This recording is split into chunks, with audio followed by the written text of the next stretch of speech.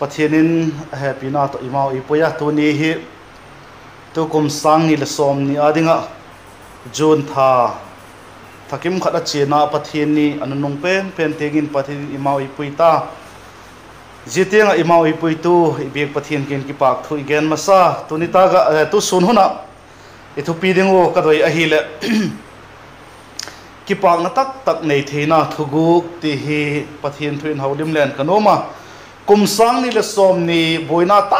tak mai la to kana na chum te le to kai doi golin pathian bekina bebu ka te le tai khom thei ta po hijeng le ki pak na tak nei theina thuguk bible uma hi segen jete ho nei thelo jega chu ki pak thei talo lungoi thei talo mitam pi thei hi na ki pak na tak nei theina dingin ki pak na tak nei theina thuguk ti thupi mangin pathian thu holim len inoma ye cho hi segen pathian ki thupina changa ki pak na tak nei theina dingun pathian ki nga pan pina den pau chap na nei ka pau chap tiu lungsen na happy na dimjing ka biekul ka belu pa pathian gilona je ka kum khatung gi hen mai dila dinga kom layun le happy mama zinga la chapa changkhat nei sun lei hun sol bega la chapa kalal pau Jesu Christat sansalin ka gilona te ho le ngai dam pe ka gen mai dil patin lei huk dama van gam nang ma king tung ngin lei tan dokta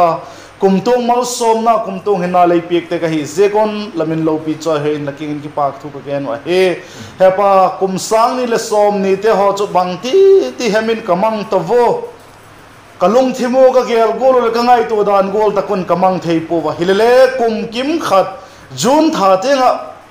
la thokit na nin nung pen tingin kamau lei puita avelin la king ki pak thu ka gen wa he zegol to bang hen ko kamat jinglayu hen ki pak thei talo lungai na adim a hi lo le nangma thule ngai to phatalo thil chom ten ka ngai to na asuk boy jinglai hen to ni huna hen kum kim khat beiding a hi tak to ki tonin ki pak theina ki pak na tak nei theina thuguk la thu ki patin zilding semding gen nigin ka kising sawa keima gen tu le ngai thatu ding te ho zo silung thim ngai to na thu nei lang keima gen tu la thutak te bep cha ka gen do ngai thami pi te hon le la thutak chahi bang tak he thiema ki pak na tak nei theina thuguk chu ka ne ki pak na tak ka nei theina dung nangin ei pan pi che din la pan pi na ka don kit ba ko he kamimal malo poimo dan dong zui che tun la thuin nang man e holim pi in ten nang ma holim pi na do yum tak mai kalal pa doi tak mai Jesu minin la kingin ka hong don he amen chanchin pha ma thaina la zik bung som le gukna chang som ni le lia ki pathin som ni le sagi ting hung siming katin chanchin pha ma thaina la zik bung som le gukna chang som ni le lia ki pathin som ni le sagi ting hung sim masang ka Jesu anung zui te kingin kun le ei zui anop le ama ki hemilin ama cross ki putin ei zui hen kole a hinna hum bit go chun chanin tin kole ke ma je ka hinna chan chun hum bit ina min khovel hi apumin nei hen la a hinna chan le ama adingin bang aphachum dem a hi lo le min a hinna skin bang a pi thei dem ati mihin chapa hi awan sol chak te to palo pina ki thuma ahung tak le mitinin anasep dong zui chedon hondit kit ding a he koren le khathot pakhat na bung som na chang som ni le li le hung siming ka koren le khathot pakhat na bung som na chang som ni le palina hung siming ka koman ama phat theina ding bep sangin midang ading le hol zataw hen the Bible chang sim thak na teu che thim theidin pan chan chidon malai som pik tan la ki pak na tak nei theina thugu ti hi ithupi uchu tuni ithugen ngai thatu te ho zo se ki pak inom ding ki pak inop ding ka tak sanga mizo se ki pak inom che to ko ma cha zak cha khen khuna ding inom po banghem ti hi khen khun khata zak cha ta ko ma banghem khat hi ngam lo khata ya a hi lo le ki ngai se kom ta ka ding ko ma cha inop ding ka tak sang po inom ding ka tak sang po cô mà vang siết ding inop ding ule ka tak sang po cô mà hin hun mong mat mai ding hele inop ding ka tak sang po kipak taka iu ding hi ka tak sanga jega chun ji thupi hi kahung te la hi a hin la ji khowe la hin mak tak main igi pak theilo na nunga tamma ma zenga igi pak sak theilo ding hi thil atamma ma zenga jete chu bang bang hi dem ite hi le bang ti dema a thil khen khat ei no ite dem certain pressure ati ma ji ho vel khule au ma hi lo le boina za chum chum te au ma kingai se theina te ho le au ma ti chun lotin lo na te ho le aum theya patep na testing ite dem ma ho le aum theya ti chun bang ti dem ma hak sat na chi chum chum eya ding a lok na hi lo mang na te ho le tam pi tak mai ei ki pak sak thelo ding a a hi a hin la tunia hin Christian khat hina a hin ei ho chi ki pak thi a hi katingam a hi bang ti dana ki pak thi ding hi vem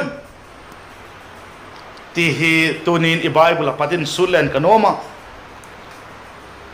ki pak na tak nei theina thuguk chu banga hidem ti hi ingai tu na un om chi ding ka tak sanga jete chu thumal khat en gen hetin je chu bang hem tile midang ma ki pak na tak nei theina thuguk chu eima hilovin midang a hi ti kha I het min loading a hi eima po midanga iki pak theina tak thuguk kha hi ti kha I het min loading a hi Jesu gen dan pali thumal pali in ba gen chin to hitin khatna ding a chon ki pak na la ho la hi chun mungai lo ding la hi katingam a hi nang man ki pak na nang ma lam kai la hol zinga hi chun mungai lo ding la hi mungai pon la bangi ti dem thupil te bible cha khat baksiming ka thupil te bung som ni le sagina a hin hitina kizika chang som ni na chun hitina kizika siol le abadonin hun le hai anei lo golen mihin mitin le hun le hai hepoi athisu ki pa na tak I ho lo hi chun hun le hai hello a hi zega chun mulo ding hi hiu tina hi mai a hi a poi ei ma la makan ki pa na va ho la va mu jing na ding the lo hi ti chu a ki chen ma jing a hi ki pa na la ho la hi chun nang kha ma ni masil nang ki pa na ding ho la hi zega chun ma ni masil la hi ta ma ni masil na chun ki pa na a the lo a hi mani masil mi te chun ki pak na anei theilo wa hi ti het min lo ding a hi tuni thupi I bible to ki to kai gen ding hi tulai mi te ngai tu na chun mingol thu gen ti theiding khop a hi tulai chu ei ma ading bep ei ading midang chang ki le ei chan na le ti na khang khovel a hi tak jega chun tuni thupi hi khen khat ta de chun ngol hoi hi ding a hi hilale I bible in ei gen na khovel a yum sunga ki pa na tak inei thei inei no ma hi chun inei the na dinga chun ei man I va hola mo dinga hi poi ei man ki pa na ding I va hola hi le mani masel ki hita mani masel mi ko ma ki pak na hun le mo ngai pon la ken le ka mo ngai lo hi sum le pa in la ei ki pak sak thei pon mo min than na te hon le la ki pak na buting om dek po khovel lo tin na te hoi la ki pak na abukim thei dek po nei le lam in le lo te hoi in le ki pak na ei pe dek lo a hi ki pak na abukim dek lo a hi mi ngai san khat mi choi san khat hi na khan le ki pak na bukim dek lo a hi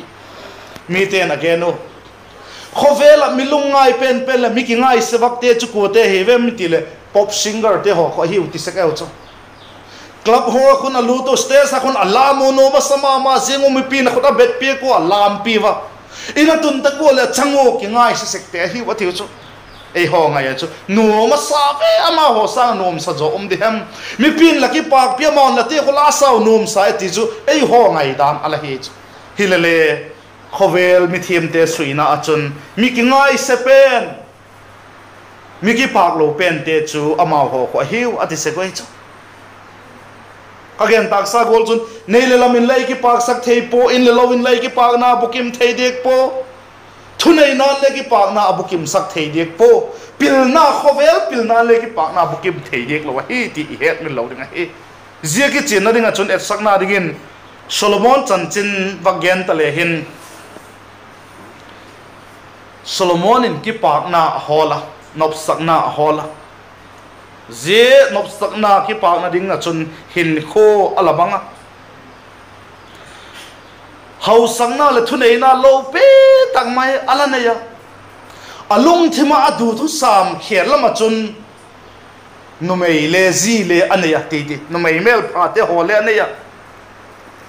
ama chu khovel mi hau sapen mi pil pen tia hetin ala uma mi min thang pen mi za pen za na lo pe tak mai ala chang hi himala ki pang na hol cho mu em iti hile mudik lo ahi thugen tu bung khat na ku isima hile thugen tu hi ahong pat nunga khovel nop chen na zo si a chen nunga hong jika hi ati wai cho thugen tu bung khat na chang khata ki pat chang thum ting wak sima hile Jerusalem kholal David chapa thugen te chu thugen tu chun thil zo se hi bang malo ngen ahin thil zo se bang malo ngen ahi atin min khovel asep gim na ki pat bang phat chum na amu him himem ati chu bang malo ngen bang malo mai ti hi alagen zom mai ahi ji chun ki pam na bukim poi ti chu ki chen ahi Solomon chun khovel nop chen na te ka chen ki pang na cho bukim tai ala ti le wang chu dik ding ei ho ngai dana hiding ahi hille Bible chun je chu ati lo ahi jebe chu lovin thugen tu bunga na lam pui sim hile bang ge ne sum le pai le ki pang na kim lo dan again bunga na chang som na chun hitin a zika dang ka sum ngai na te chu dang kan lung kim dik pon tin ot hau sakna le lok na ngai na tu te chu lung kim dik pona zi hile bang malo mai hi ati chu dang ka sum le pai te le ki pak na bukim lo he ti chu ki chen ma jing he ma ni ma sil mi chu ki pak hi thei ngai lo ding a he zi chun ki pak na chu ei man va hola va mu jing ning lo he mani masil tak ko ma ki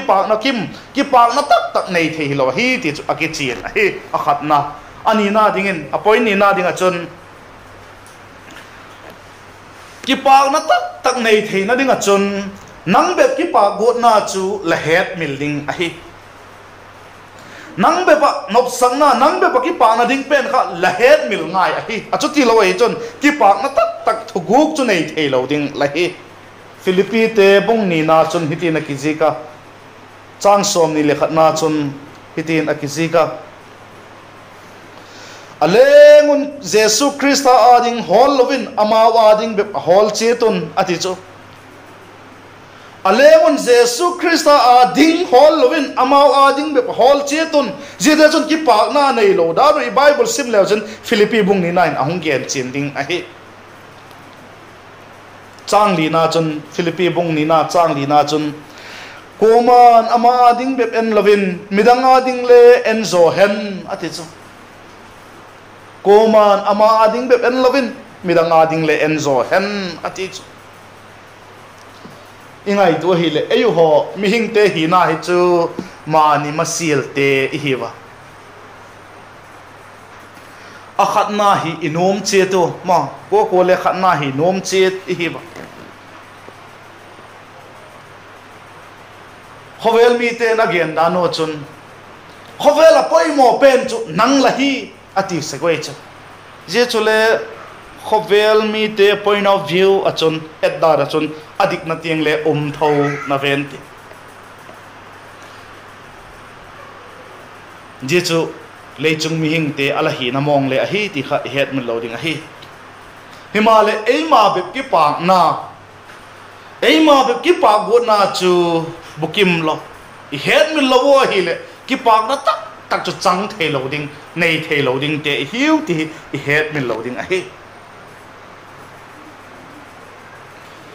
eima ki pak na ding be eima nop san ding be I holo I pai thak the lo je ko chun kinak na te ki siat na te ho atung sek a hi nu pan kal zingin le boina atung sek a hi male eima ading be eima lam kai be na eima nop sang na ding lam be eima phat chom na ding lam be te ho ngai to na chun kinak na ki siat na nu pan kal zing ale in sung zing ale boina atut a hi ti kha I het min lo ding a hi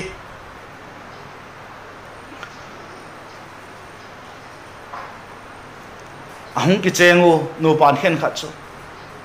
ama ka kin cha gol bang lo chu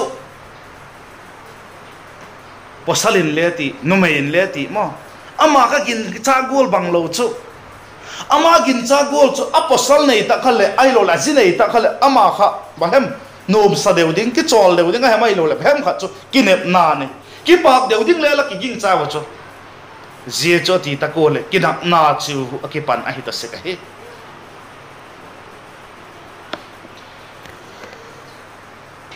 migi pak the iti te ho hi khowela hin isut yet veng hi chun ko te hi vem iti le min achungo thil pha ava bol piek teo sanga chun mi chunga thil pha va bol te ho kha ki pak na anei lien zo wa hi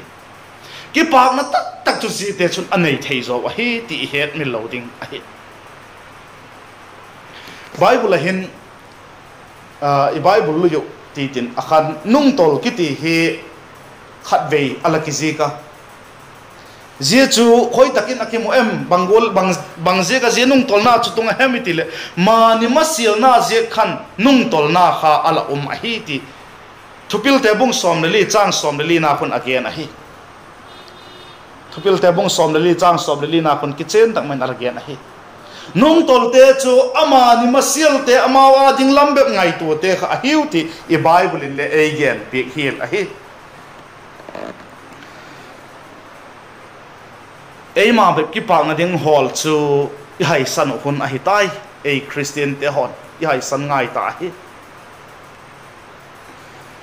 eima be ki pa gona chu head mila hai san angai ta hi ye chu bang ti head mil ding point li gen wo hi point thum na chun ye chu eima be ki pa gona chu bang ti head mil ding bang ti hai san ding ti le point thum na chun mirang te ki pa na ding be pa hing ding angol huya bang mo khovel mi te et dana chun hilele a Christian te chu Jesu Christ la nung zui te hi je kon je chu I het ngai a hi point thum nai gen nom chu midang te ki pa na ding be pa hing ding ti a hi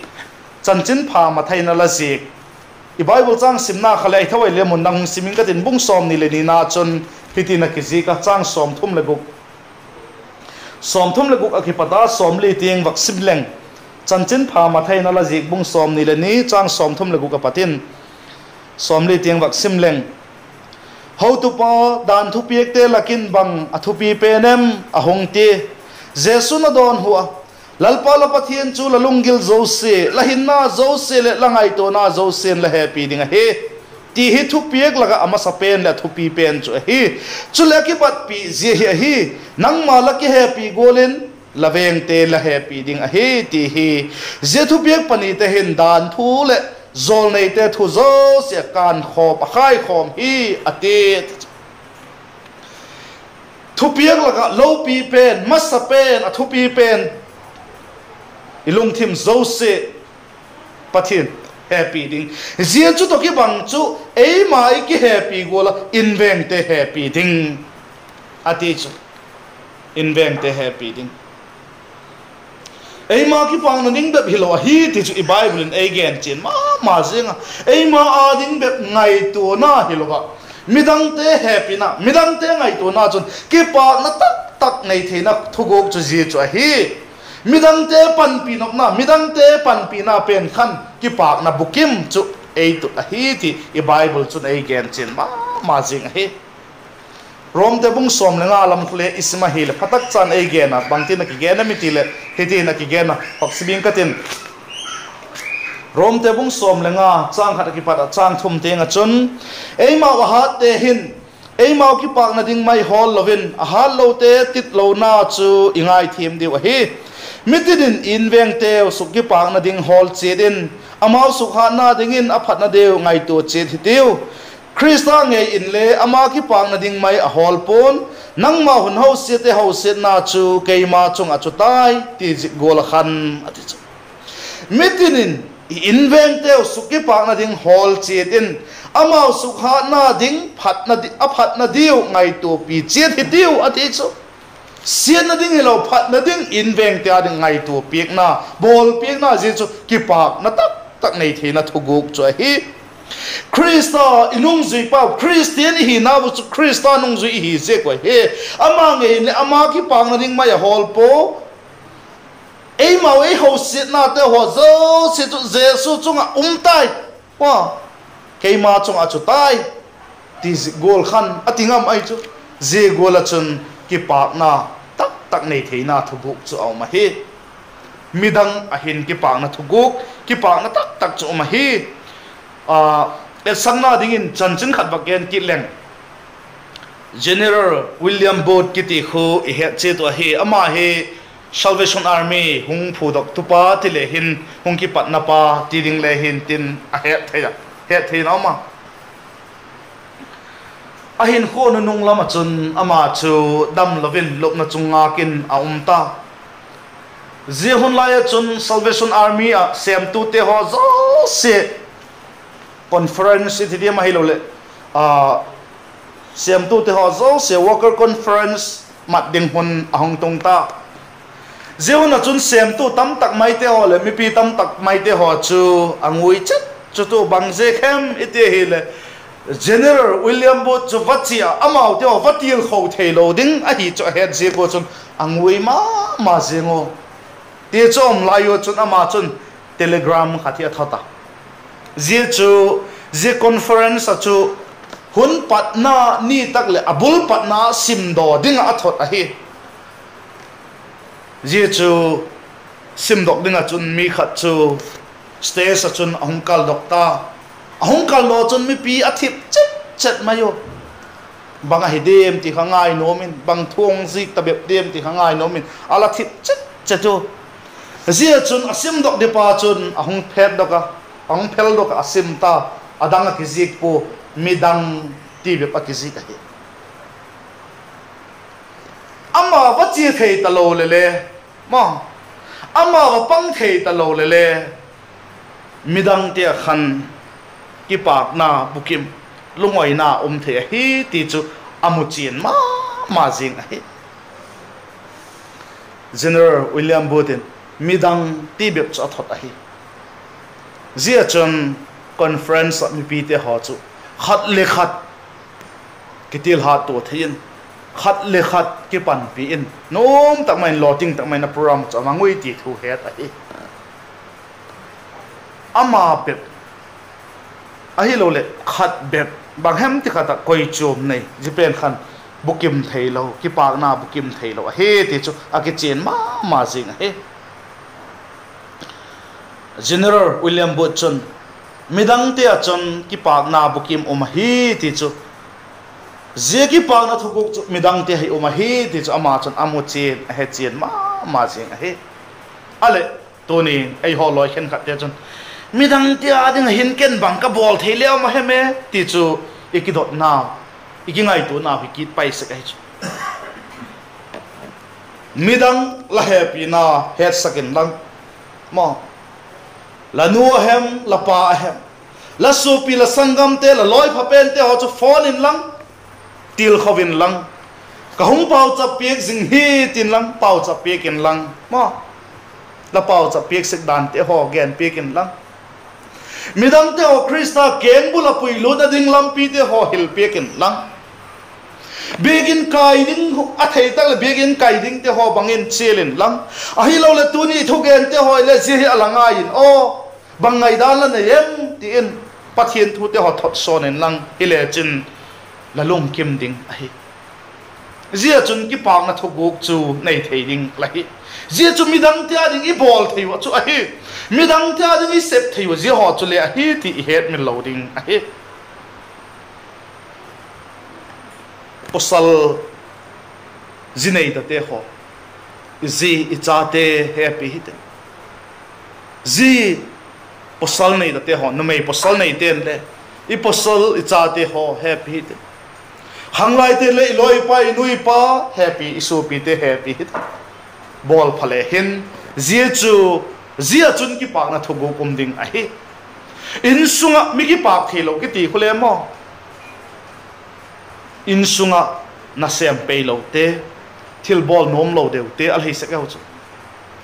midang te ading au he manawa ding he ba sep ding kilom takala koita hilele aman game tam se lo va sem thei te chun ki pak na nei zo hi ka koya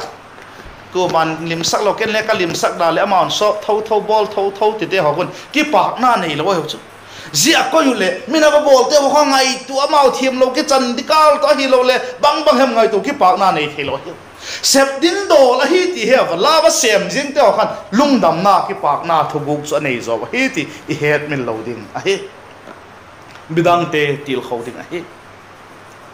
ki pak na tak nei Theina thuguk appoint lina dinga chun bang hem itile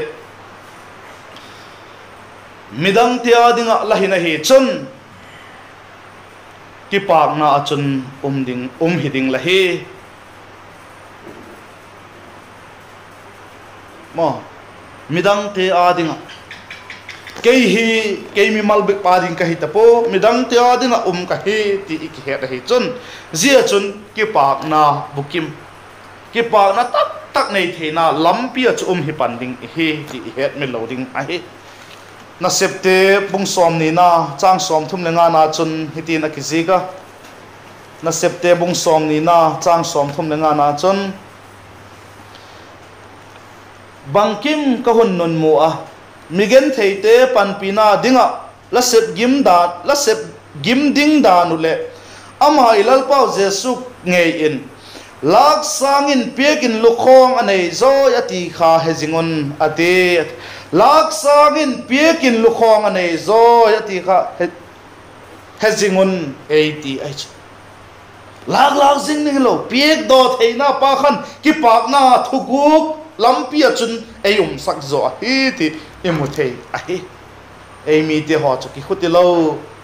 ai the chan ei lama la lut go ki hi a hi e bible chang tel na ma thai bung som le guk na khan le ki zik chola chang som ni langa na chun bang sikem kole a hinna hum bit go chun chanin tin kole ke ma je ka hinna cha chun hum bitina ati he je ka chun ei ma ading be ma ni masil na khat ki pak na bukim lo he mizo sen ki pak taka ki cheng hin ko ti tiu nu pan te hon ting ka nu pan te ho zo sen ki pak tak mai ki chen hin ko khamat anom a hi himale nang poi mo lamu Theina ding khat mo nang poi mo na khat bahem khat la tu thil dang mahem phat chom pi ding dang nei koma zila nei posal la nei hi chun la ki chen pi mi da la ki chen pi hi chun zia chun ki pak na bukim molo hem ding la hi zila nei ai lo le posal la nei tak le kei ki pak na ding hi talowa kei hi lo ama ki pak na ding jok ti pa chun ki pak na thuguk cha nei thei bep ding tino chun ki pak na thuguk cha nei bep ding hi igama nu pan tam tak ma hi ke na aboi naw chu ji chu hi ama lam kaya banghem khat jok kha bahem khat ki pak na ding nop sak na ding hem bep thila posal nei ji nei tam talo zite ho chun ki pak na thuguk cha nei thei lo hi zila nei posal nei tak le nang hi talo ama ki pak na ding ngai to jok kha la hi angai a hi a chu ti lo hi chun ki cheng hin khu nop thei pun tin ki pak na le nei thei lo ding ti chu het min lo ding ai ei ma ading hilo ama ading apoi mo se pitin zo khapoi mo ahi i bible le again chula efesa te bunga na chang som ni lenga na chun posalte ho Christian ako chu ma happy athasanga ki pek do golin namun le la chi te happy win ati Jesu posalte ading again chang som thum le thum na chun bang hi talele dalaku ku hi jeng leo chin le nang mau la ki happy gol takun la chi te happy cheton chule ji chun le posal chu atak takin aki chat ki chata hen ati zia chom lo hi chun Kipakna Thuguk chu no pan kala chun le the lo ding a he ti kha I bible again big hi zibep chi lo cha te hon le thu ma ding efesa bung kuk na hi smai again jom chula chang khat na chun naw pang te holal pa chun la nu le la pa te thu zom mun je chu thil dik a hingala ati thu mat na khan Kipakna ap a hi ti cha ten le het ngai zile posal ki happy tak taka khat zo Kipakna ngai to na kan Kipakna Thuguk ka petheya cha te ho thumat na nu le pa thumat na chun Kipakna Thuguk chu anei thei be pa he pathian thu simte pathian thu zuite chun Kipakna Thuguk chu anei thei be pa he ti I het min loading a he midang ti ading na sep na apoi a hit lo talom lom wang chum na ven ti o abang chile eima poimo te eima lam nop sang ding pen hemil hil khopa midang te Kipakna ding isep taka hile Kipakna tak tak lampia zelampia chu khapan ki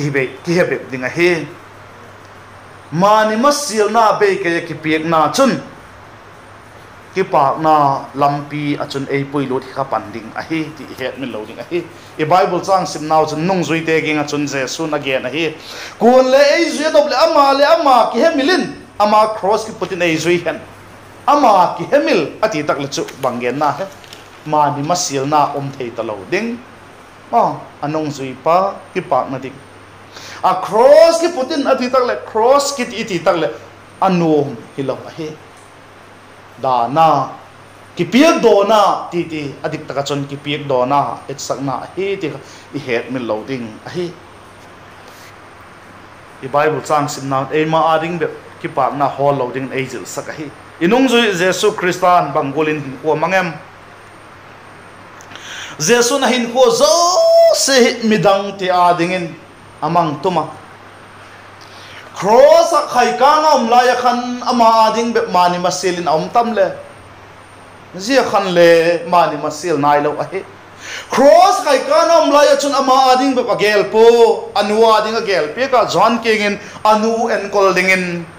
adot pik adon na la ya mo ama ading be mangai to poi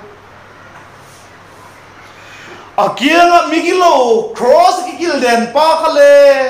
angai to ngai dam na changa paradise dingin again pek na laya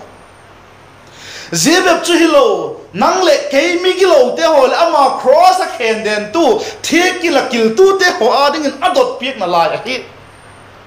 amani masil poi mo amani masil poi pa aman jeting chun le midang te adingin cross a thiding kon tengin le midang te adingin ahing na lai a hi tichu kichi tak mai imu a he khovela Jesu ahung hin le min amana ase pik ningo hunga hi po midang te na ase pik ding na hunga midang te on hin tam anei theina dingun a hin na ahung pi hin la ya hi ti I het min loading a he kumtong hin na inei theina dingo hung hi zon la hi ti imu a he je ka chon Kipakna tak inei theina dinga chun ei malam kha ei mani vaki hol do the mai lo le ei ma sep do dan teng kha Kipakna tak inei go dai le bukim diek loading a he ni chu hi loading a he ti chu ki chen tak mai ni mo Kipakna tak nei theina Thuguk chu ei ni ki hol do ding a he po mo loading a he ei ma be Kipak go na te ho chu head building note seeding cho poi mo kita midang te Kipakna dinga hingding laksang pigin lukhong nei zoi Jesu Christian azil sakna het min lo ding midang tia ding a hina hi chun Kipakna tak lampi hi pan ding he ti again inung zu Jesu Christa cross a thi ding ko tinga mani ma sil lo ke ja midang tia ding nang le ke ya ding lunggel ni na la ya Kipakna te ho hi he in enin midang tia ding hingin Kipakna te tak nei the na dingun pathianin athu ipoi modan chedon ei mal som pik ta han la e chan chun honggening katin hok tu te ho hong kowing katin Jesu nei hinna no Kipakna thuguk chu tilahi hong sa khoming katino Jesu sakzo pha le upan pau chap nai nei pikin ten Jesu to ni pathian thui ki pol khom naw hong nanung hong ding a he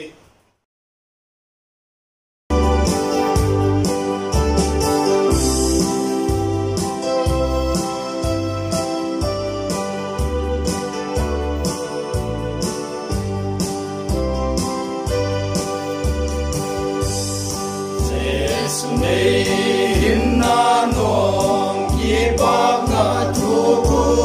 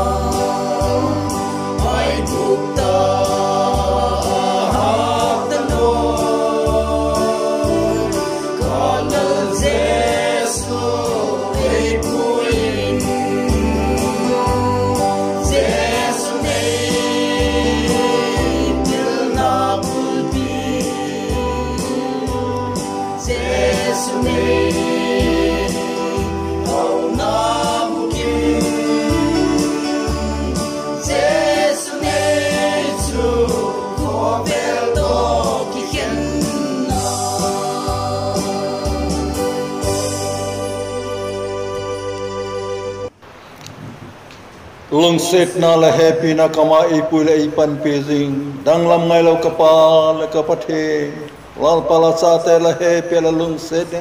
mang thai ding la doi po tu ni tiang hilal pala thagao theng thong kamal poi rei pan pi chung ki ke se gun amasan ki pagin la ken ki pag tho kon tu he tu ni honal pala tho ket ni lo pi tak te lal pa Christian fellowship lal pa o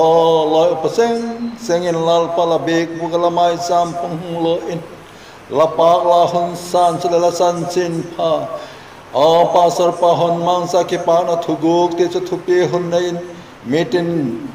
kalen tagon mai posal je thua ngai thajo sen Kipakna ka nei jing Theina diu le leilam ka khosak na nang wan khopi ka tun te wala Kipak je kaman Theina ka chan Theina dun te in Kipakna Thuguk ten thupin ka hun nei yo lal pa je ka thu gen te hilal panang ma dai log zong gen khak nam chung se te nei nga dam ka gen khak suna gen khak sung chlal pa angai thatu te jo sen lal pa kum tung teng Kipakna ka nei Theina ding lal panang mana thu mal som nen tin la khur hin kor san la pan pina kon dan he kon lal pa hon sai thei kom ta wa se te chen tu ne hona kai khel tel zo se te engai dama la chan chen pa kon gen khak na te lal panang man hon mal som tu la hon tung ke din kho te lal panang man la thagam ei tha tham lo kama po ei pan pin ti na khon in kor sang la pan pina kalal pal ei tan pa Jesu Kristus amen kon ni hi amen